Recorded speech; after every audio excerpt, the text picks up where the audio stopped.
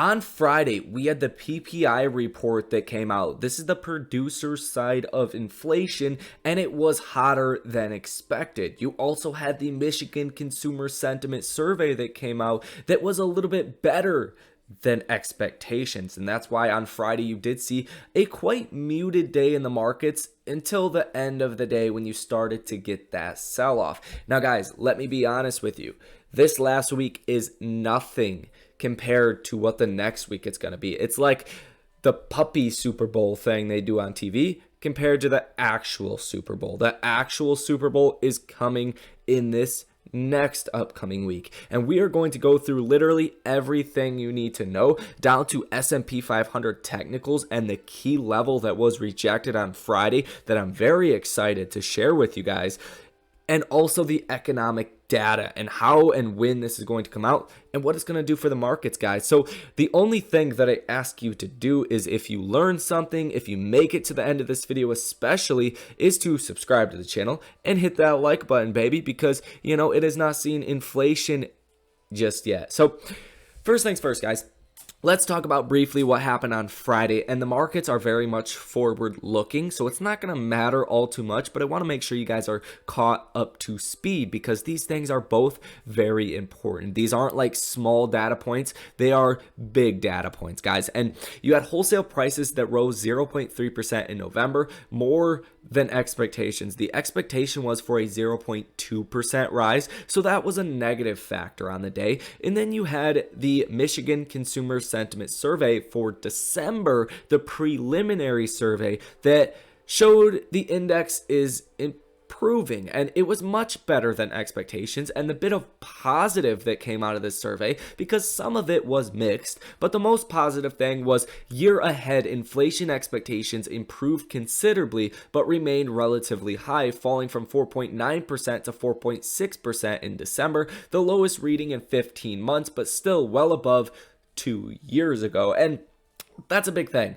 Initially, this was taken as a positive thing because the inflation expectations did fall, and that's a very welcoming sign, but they're still double what the Fed wants to see for next year and for 2024. So I think it's important to bring this up. It's not going to matter at all for this next upcoming week, but in the grand scope of things, the markets did pay attention to this, and that is partly why you've seen the markets sell off so much towards the end of the day on Friday. What we're going to have for this upcoming week is a real doozy. Monday, not so much. You don't really have any economic data coming out at all, besides some bond auctions, a 3-month, 6-month, and 10-year, as well as a 3-year bond auction, which, depending how these interest rates actually come out, the demand for bonds, you can definitely see some big moves in the markets based off of that. For an example, if we got for a, call it 3-year bond, the last bond auction we got, the yield was 4.60%. That means there probably wasn't that much demand for bonds.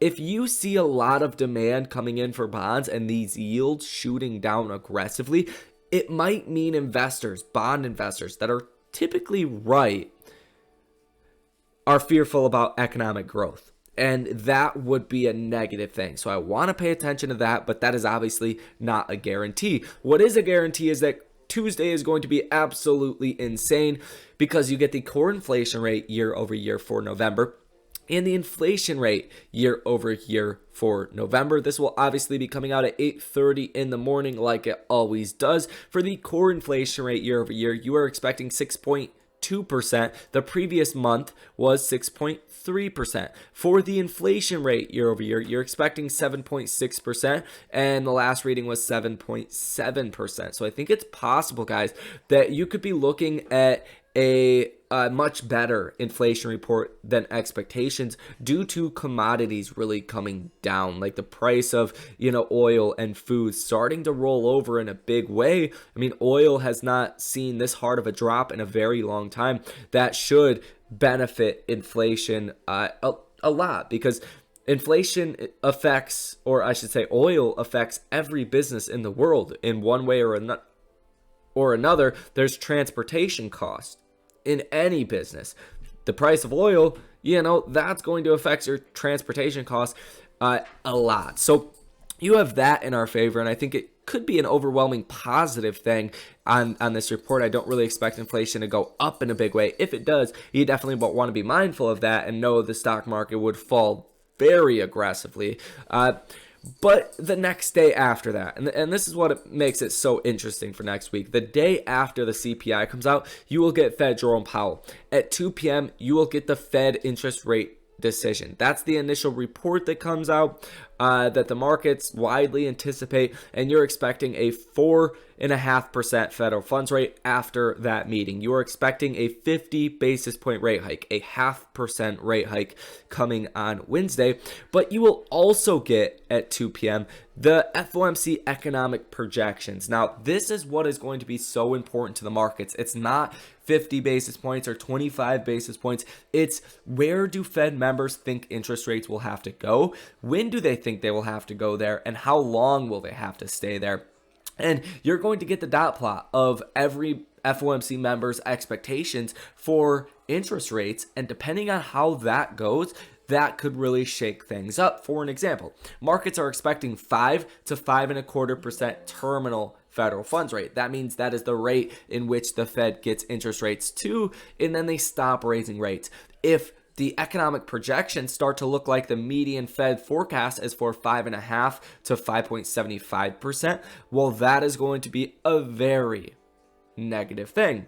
And then at 2:30, you're going to have the normal Fed press conference where Fed Jerome Powell gets up there and he's going to give us a very hawkish statement. We already know that. Financial conditions have eased quite a bit. So the drop in the bonds alone, one could argue if it's for recession fears or inflation coming down and the Fed not tightening as much. I personally think it's kind of both, more so the recession fears and the growth outlook, as earnings have been really destroyed for earnings expectations for 2023. Nonetheless, topic for another video. Fed Jerome Powell, he doesn't want the economy to loosen as fast as it is. You've basically cut rates by 50 basis points already, just by how much the bonds yields have actually fallen, thus making mortgage rates and just your interest rates go down as well. So you have seen some loosening since the last FOMC meeting, and I think Fed Jerome Powell wants to not have that continue to happen. So I do expect some hawkishness from the Fed, and then the markets are firmly after that for the February 1st meeting, pricing in 25 basis points with 63.4% probability. 50 basis points is at 33%. So we're going to just want to see how the economic projections come out, and depending how they come out, that's what is going to move the markets the most. Forget the whole notion of small or big rate hikes. It's where do Fed members think interest rates will have to go. That's the difference between a deep recession and possibly a shallow recession, guys. So there is that information. Now, as far as the technicals on the S&P 500, the thing that I really wanted to show you guys, and keep in mind, I don't move any of this, so these lines have been drawn here for a while now, and they tend to play out that way if you keep them drawn here. That's why there's technical analysis, and that's why it's a thing, so you can come back and revisit what's been happening and how the markets have respected these levels. And this ascending level of support, we had this for a while, and then we broke it. And when we broke it, the S&P fell about 1.5%. And then you've been bouncing up and down, certain days, but you have not went back above this trend line. So it looks like we are firmly getting rejected around this trend line. And we're also flirting with the 100-day moving average, believe that or not, sitting at $391.56. You have found support here 2 days right on the 100-day moving average. It has respected it very, very well. The last 2 trading days, Thursday and Friday, you also were well above the 50-day moving average for a majority of the day, quite far off the 50-day moving average. Besides on Friday, you did see that end of the day sell-off, which did bring us about $1 away from that moving average, guys. Nonetheless, you rejected this level. So what does that mean heading into this next upcoming week? It probably means a lot of tug of war back and forth around the 100-day moving average. But if you break that, you're probably going straight down to 383.27 around this 50-day moving average. If you also break that, which I think it's going to take a decent amount of bad news or markets expectations getting upset, then that's where you could really start to fall back to the 370 or the 365 or even the 360 level, and I think that would serve as a lot of support. I don't think you break under the 360 level until you start to get Q4 earnings that come out, even Q1 earnings of 2023, and when those earnings really fall off a cliff, because we have seen the earnings expectations get destroyed at major banks. JP Morgan, Bank of America, Morgan Stanley, they all expect the stock market to crash more than 20%